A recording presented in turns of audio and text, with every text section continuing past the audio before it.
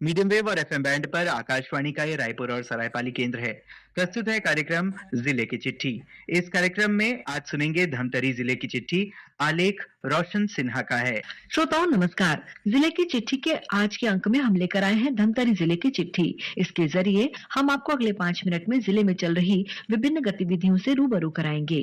श्रोताओं, राष्ट्रीय पंचायती राज दिवस पर 24 अप्रैल को धमतरी जिले की विभिन्न ग्राम पंचायतों में विशेष ग्राम सभा का आयोजन किया गया।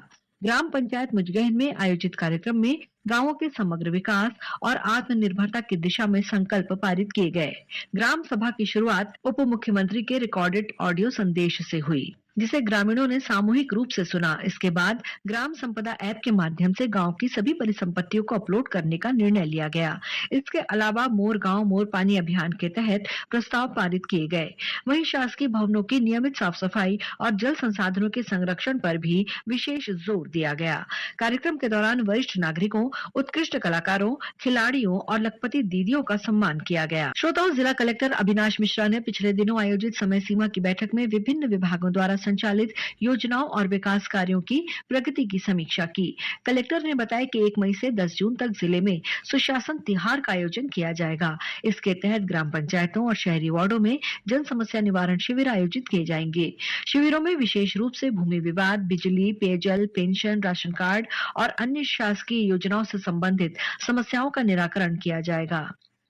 कलेक्टर ने अधिकारियों को आगामी 30 अप्रैल तक सभी लंबित प्रकरणों का निराकरण प्राथमिकता के साथ करने के निर्देश दिए। कलेक्टर ने कहा कि यदि किसी भी क्षेत्र में पेयजल की समस्या, हैंडपंप खराबी, विद्युत आपूर्ति या अन्य मूलभूत सुविधाओं से जुड़ी शिकायतें हैं, तो उनका भी तत्काल निराकरण किया जाए। श्रोताओं, जिले के युवाओं को अपनी प्रतिभा दिखाने के लिए एक मंच प्रदान करने के उद्देश्य से धमतरी में 24 और 25 अप्रैल को युवा उत्सव का आयोजन किया गया।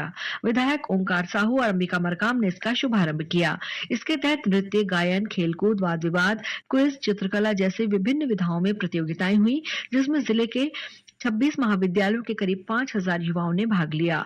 युवा उत्सव के दौरान एआई, वीडियो एडिटिंग और कैनवा वर्कशॉप जैसे सत्रों में युवाओं को डिजिटल स्किल्स, कंटेंट क्रिएशन और डिजाइनिंग के आधुनिक तरीकों की जानकारी दी गई।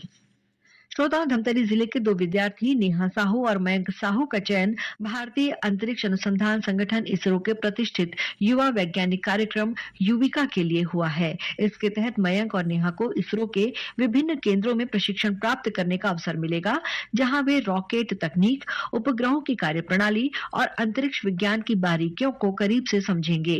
मयंक साहू वर्तमान में लोहर से स्थित केंद्रीय विद्यालय में कक्षा 10वीं के छात्र हैं। वहीं नेहा साहू कुरुद स्थित पीएम श्री केंद्रीय विद्यालय में अध्ययनरत हैं। गौरतलब है कि युविका कार्यक्रम का उद्देश्य अंतरिक्ष तकनीक, विज्ञान और अनुप्रयोगों के प्रति युवाओं में रुचि बढ़ाना है।